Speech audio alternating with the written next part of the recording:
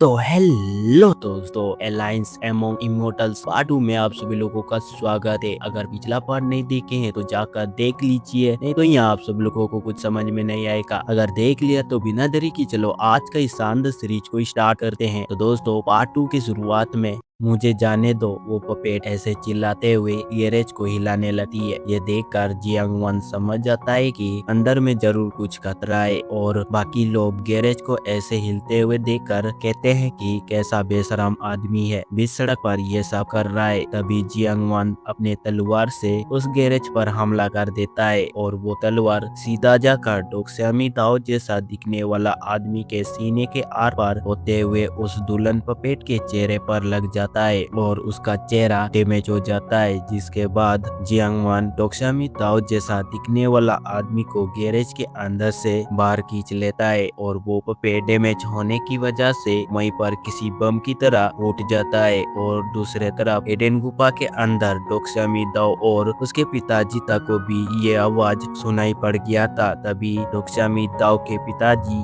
ये आवाज सुनकर मुस्कुराते हुए कहता है कि ये फट गया, फाइनली वो काम पूरा हो चुका है। तभी डोक्सामी दाओ अपने पिताजी से कहता है कि शानदार पिताजी, जिसने एक जान ली, जिसने दोस्त अपने ऊपर लिया, जो तमाशा देख रहा था सब एक साथ मारे गए। एक बार में इस हिडन ट्रेजर को पूरी तरीके से समझ लूंगा तो मुझे कोई रोक नहीं पाएगा। तभी डोक्सामी दाओ के पिताजी उस हिडन ट्रेजर को देखते हुए कहता है कि एक बार मैं कल्टीवेशन करके 9 स्टेज तक पहुंच जाऊंगा तो इसको मुझसे कोई छीन नहीं पाएगा। तभी डोक्सामी दाओ कहता है कि और मैं हर दिन नए दुल्हनों से शादी करूंगा। जिसके बाद फिर डोक्सामी दाओ के पिताजी कहता है कि अमर अलायंस के 9 क्लैनों को भी ये बात माननी ही होगी। ये कहने के साथ ही उसके हेड पर कोई तलवार घुसा देता है और उसी तलवार से ही और एक बार शरीर पर स्टेप करके मार देता है। और ये काम और कोई नहीं, हमारा हीरो जियांग वन किया होता है और वो नीचे गिरा हुआ हिडन ट्रेजर को अपने तलवार से उठाता है। जिसके बाद डोक्सामी दाओ अपने पिताजी को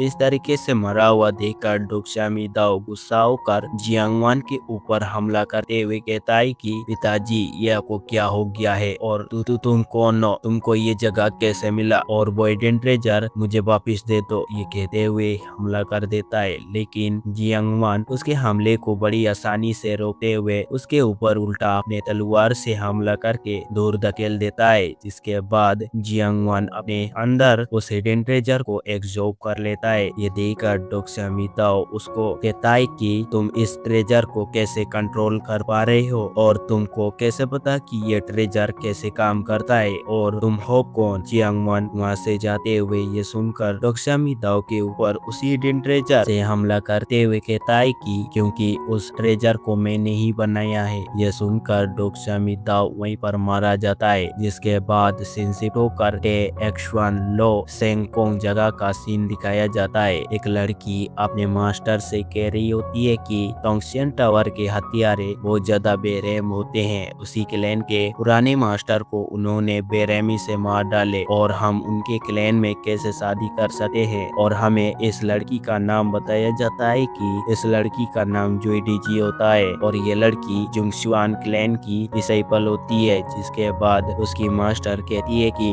अमर अलायंस के हुए पखंडी लोग बहुत समय से जुंगशुआन टावर से मिलने वाले बहुत सारे जेट पत्थरों के लिए तरस रहे हैं। अगर हमें कोई दूसरा रास्ता नहीं मिला तो क्या हम सिर्फ मौत का इंतजार करते रहेंगे। टोंगशियन टावर से मोस्टर डेमिंग बेल हासिल करके ही हमारी जिंदा रहने का संभावना है। और इस लेडी मास्टर का नाम जुई चैन होता है और ये जुंगशुआन क्लैन की मास्टर होती है। जिसके बाद जुईडीजी कहती है कि लेकिन मास्टर जाओ हुए बहुत ज्यादा प्यारी है, अगर शादी के बाद उसे परेशान किया जाए तो क्या होगा, इस बारे में आपकी क्या राय है। मास्टर, अगर मैं साओ हुए की जगह शादी कर लूंगी तो क्या होगा। यह सुनकर जुई चैन कहती है कि तुम्हारे चेहरे पर तुम्हारी भावनाएं साफ झलकती है, तुम कोशिश करने पर भी उन्हें छिपा नहीं पाओगी, लेकिन साओ हुए अपने दिल की बात छुपाने में माहिर है। जिसके बाद हमें टोंगशियन टावर के क्लैन को दिखाया जाता है। वहाँ पर दो आदमियों को दिखाया जाता है जो कि एक बहुत बड़ा गड़ा हुआ पत्थर को देख रहे होते हैं। तभी तभी एक आदमी उस पत्थर को आहिस्ता-आहिस्ता छूते हुए कहता है कि जब मैंने टंगस्टन टावर के क्लेम को बनाया तो मैंने सबसे पहले इस पत्थर वाली स्मारक को बनवाया था। तो इसी सीन के साथ ये ब्रांड न्यू सीरीज पार्ट 2 यहीं पर एंड हो जाता है। उम्मीद करता हूँ मेरा ये एक्सप्लेनेशन आप सभी लोगों को काफी ज्यादा पसंद आया होगा।